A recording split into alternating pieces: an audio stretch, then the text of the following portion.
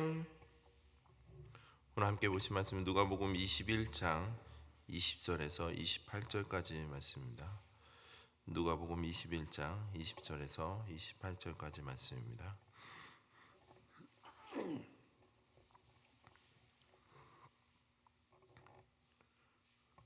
한 절씩 교독하시고 마지막 28절은 함께 합독하도록 하겠습니다. 너희가 예루살렘이 군대에게 에워싸이는 것을 보거든 그 멸망이 가까운 줄로 알라.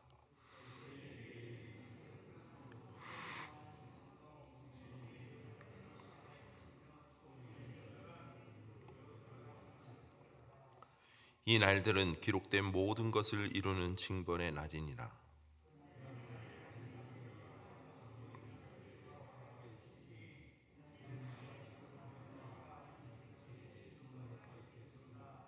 그들이 칼날에 죽임을 당하며 모든 이방에 사로잡혀 가겠고 예루살렘은 이방인의 때가 차기까지 이방인들에게 밟히리라.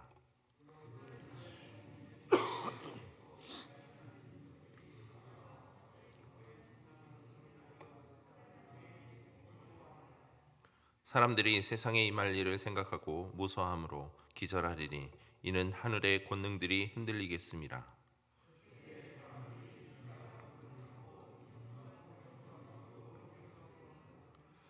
함께 읽겠습니다. 이런 일이 되기를 시작하거든 일어나 머리를 들라 너희 속량이 가까우니라 하시더라. 아멘. 잠시 기도하겠습니다. 하나님 감사합니다. 오늘 하루의 시작 가운데 또 주님의 말씀과 기도로 나아갑니다.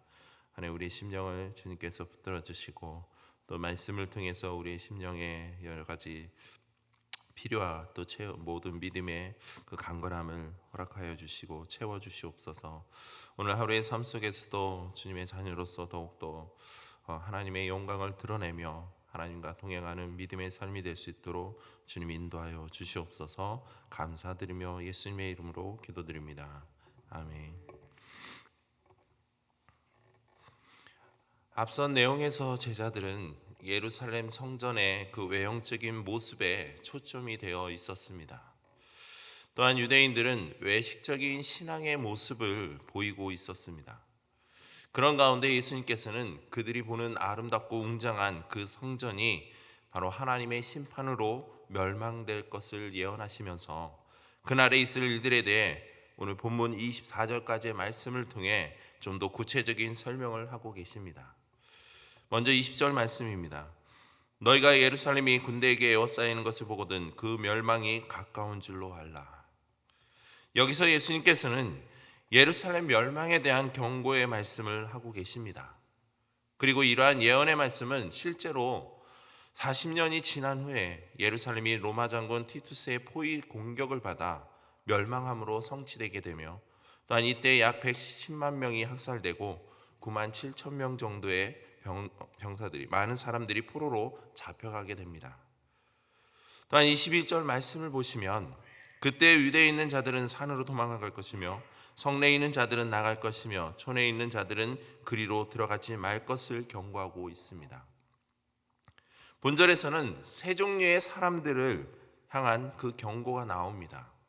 즉 유대에 있는 자들은 산으로, 성내에 있는 자들은 성 밖으로, 또한 성 밖 촌에 있는 자들은 성 안으로 들어가지 말고 다른 곳으로 도망할 것을 경고하므로 성을 떠나라라는 것입니다.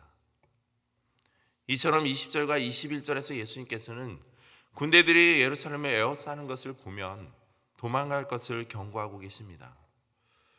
무엇보다 23절과 24절에서는 예루살렘 멸망이 가까울 때 그 행동 지침과 또한 예루살렘 멸망 때 유대인들에게 미치게 될 그 화가 무엇인지를 언급하고 계십니다. 누가는 23절을 통해서 예루살렘 멸망의 그 비참함을 땅에서 당하게 될 환난과 백성에게 내려질 그 진노를 묘사하고 있습니다. 즉 땅에는 큰 재앙이 반드시 임할 것이고 그 재앙으로 인하여 큰 환난이 일어날 것을 이야기합니다. 특히 23절에 나타난 구체적인 장소와 대상을 보면 바로 유대 땅과 유대인들에게 일어날 큰 환난과 하나님의 진노를 보여주고 있는 말씀입니다. 이처럼 예수 그리스도를 진정한 메시아로서 깨닫지 못하고 믿지 못하는 그 유대인들은 마지막 때의 심판을 받게 될 것입니다. 또한 이 시기에는 그리스도를 믿지 않는 모든 자들을 역시 하나님의 진노와 심판을 받게 된다라는 사실입니다. 무엇보다도 예수님은 마지막 때 그리스도의 재림 직전에는 천재지변이 일어나게 됨을 말씀하고 계십니다. 25절 말씀입니다. 1월 성신에는 징조가 있겠고 땅에서는 민족들이 바다와 파도의 성난 소리로 인하여 혼란 중에 공고하리라. 이에 대해 병행 구절인 마태복음 24장 29절에는 이와 같이 표현하고 있습니다. 그날 환란 후에 즉시 해가 어두워지며 달이 빛을 내지 아니하며 별들이 하늘에서 떨어지며 하늘의 권능들이 흔들리리라. 이러한 표현은 히브리 선지자들이 왕의 멸망을 은유적으로 표현할 때 사용하는 표현입니다. 예수님의 이와 같은 예언은 마지막 때에는 세상의 모든 권력자들에게나 열방 간의 관계에 있어서 종말의 징조들이 보일 것임을 의미하는 것입니다. 한마디로 누가는 25절의 말씀의 표현을 통해 마태와 마찬가지로 그리스도의 재림 직전의 세상 마지막 날에 임할 그 두려움과 공포를 매우 생생하게 묘사하고 있다는 겁니다. 그리고 누가는 세상 마지막 날에 보이게 될 사람들의 반응에 대해 묘사하고 있습니다. 26절 말씀입니다. 사람들이 세상에 임할 일을 생각하고 무서워함으로 기절하리니 이는 하늘의 권능들이 흔들리겠습니다.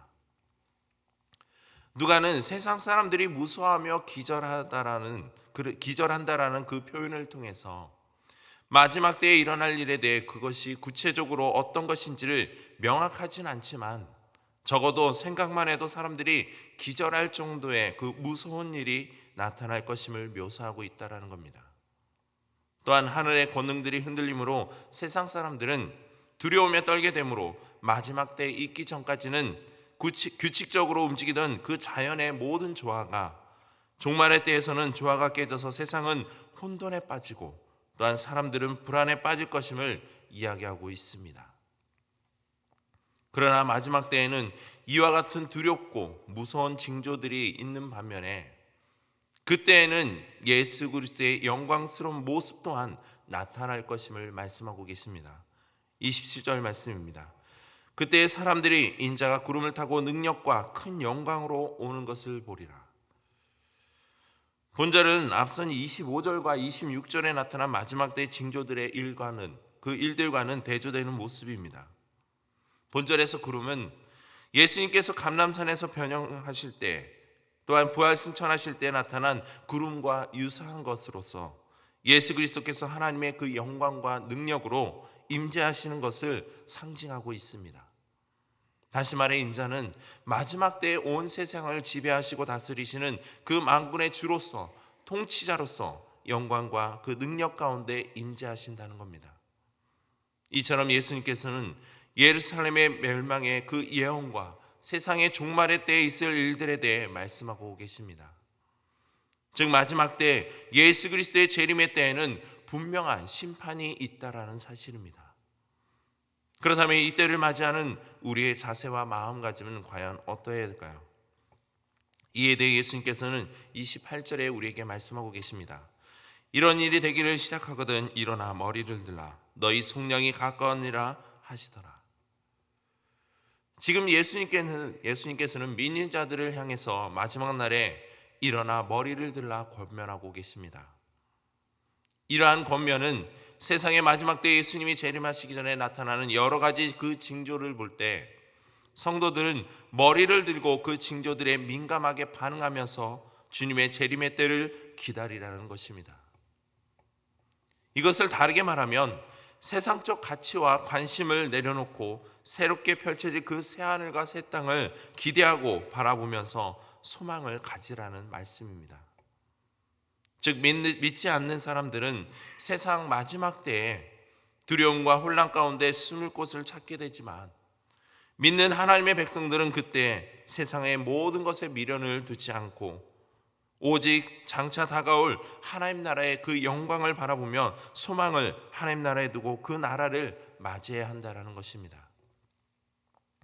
성도인 우리는 세상의 혼란과 어두움으로 가득 찰 때 그 속에서 어두움이 아니라 머리를 들고 더 밝은 소망의 빛을 바라보아야 할 것입니다.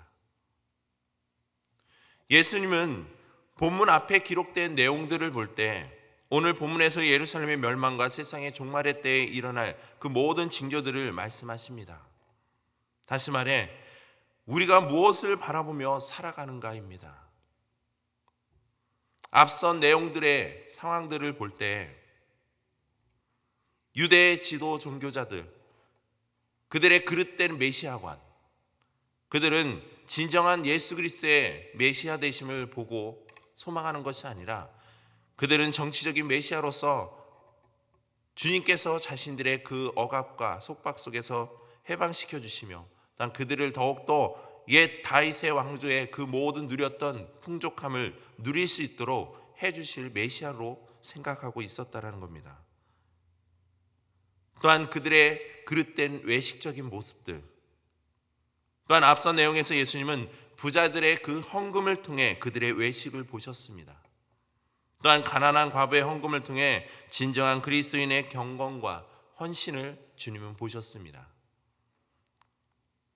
그의 반면에 아름답고 웅장한 예루살렘 성전을 통해서 유대인들의 그 외식적인 신앙적 모습을 보셨습니다. 또한 무리들과 제자들은 예루살렘 그 성전을 통해 그 외형적인 것밖에 보지 못하고 있는 모습입니다. 그러면서 예수님은 그들이 보는 아름답고 웅장한 그 성전이 마지막 때 하나님의 심판으로 파괴될 것을 예언하십니다. 그리고 장차 세상 가운데 나타날 마지막 때의 징조들에 대해서 또한 말씀하고 계십니다. 그러면서 믿는 우리에게 이와 같이 권면하십니다. 일어나 머리를 들라고 말입니다. 앞으로 이 시대는 어쩜 더욱더 혼란에 빠지게 될지 모릅니다. 그리고 기존의 도덕과 윤리도 땅에 떨어져 사라지고 대신 흉악한 범죄들이 곳곳에서 더 많이 발생하여 세상은 그야말로 무질서와 혼돈의 시대가 될지 모릅니다. 그러면 이 시대를 살아가는 믿는 우리는 과연 어떤 자세로 살아가야 될까요? 그것은 늘 깨어 근신함으로 강하고 반대한 믿음을 가지고 일어나 머리를 들고 살아가야 한다는 겁니다. 즉 세상 사람들과 똑같이 두려움과 절망에 빠져 내 뜻대로 세상의 가치와 만족을 쫓아가며 살아가는 것이 아니라 신령한 축복과 은혜를 가지고 오시는 그 주님의 영광을 바라보며 힘써 일어나야 한다는 겁니다. 우리가 신앙생활하면서 무엇을 바라보고 살아가느냐? 세상의 가치와 세상의 만족, 세상의 그 풍요로움을 바라보며 우리의 신앙을 이어가는 것이 아니라 눈에 보이진 않지만 장차 우리에게 주어질 영원한 생명의 면류관, 그 하나님 나라의 영광과 그 존귀를 우리는 바라보며 또 우리에게 맡겨진 그 사명을 온전히 이 땅 가운데 행하며 살아가야 한다는 겁니다. 우리가 살아가는 이 시대는 종말의 때를 살아가는 시대라 할 수 있습니다. 그렇다면 우리는 그 마지막 때를 바라보며 나아갈 때 과연 지금 주어진 삶 속에서 우리가 어떠한 삶을 살아가야 될지를 다시 한 번 더 우리의 신앙을 점검하고 묵상해 봐야 될 것입니다. 지금까지 모든 유대인들과 단 그릇된 모든 메시아관을 가지고 있는 그들은 예수 그리스도의 진정한 삶의 모습을 바라보고 단 그들을 예수 그리스도를 소망하는 것이 아니라 그들의 만족과 단 그들의 보고 싶은 것들만 바라보며 삶을 살아왔습니다. 그런 그들의 모습 속에서 예수님은 말씀하십니다. 마지막 때에 있을 그 모든 징조와 또 심판과 하나님의 그 진노에 대해서 말입니다. 오늘 하루도 우리가 각자의 삶의 현장에서 하나님의 말씀의 가치와 또 주님께서 우리에게 주어지는 그 모든 삶의 풍요로움의 은혜가 무엇인지를 다시 한 번 더 묵상해 보시길 소망합니다. 하나님 나라의 그 영광과 존귀만을 우리가 바라보며 맡겨진 일과 또한 성도로서의 그 사명을 잘 감당해 나아갈 때 주님께서는 우리의 삶에 더욱더 기쁨과 감사함으로 우리에게 모든 것을 풍족하게 내려주시고 또 우리는 그것을 누리며 살아가며 하나님께 영광 돌리며 살아갈 줄 믿습니다. 오늘도 이와 같은 믿음을 가지고 더욱더 풍성한 은혜를 누리며 살아가는 저와 여러분들 되길 주님의 이름으로 축복드립니다. 이 시간 기도하실 때 오늘 말씀을 기억하시면서 장차 다가올 그 마지막 때를 소망하며 일어나 머리를 들고 온전한 믿음의 열매들을 맺혀가며 살아가는 은혜가 있기를 기도하시기 바랍니다. 그리고 우리 교회가 더욱더 주님의 오심을 바라보며 이 지역과 많은 이들을 섬기고 구원의 통로의 역할을 잘 감당하는 공동체가 될 수 있기를 기도하시고, 계속해서 성도분들의 모든 삶의 안녕을 위해서, 또 이 나라 국민들의 삶의 안녕을 위해, 또한 열방 곳곳에서 사역하시는 선교사님들의 사역과 삶을 위해 기도하시고,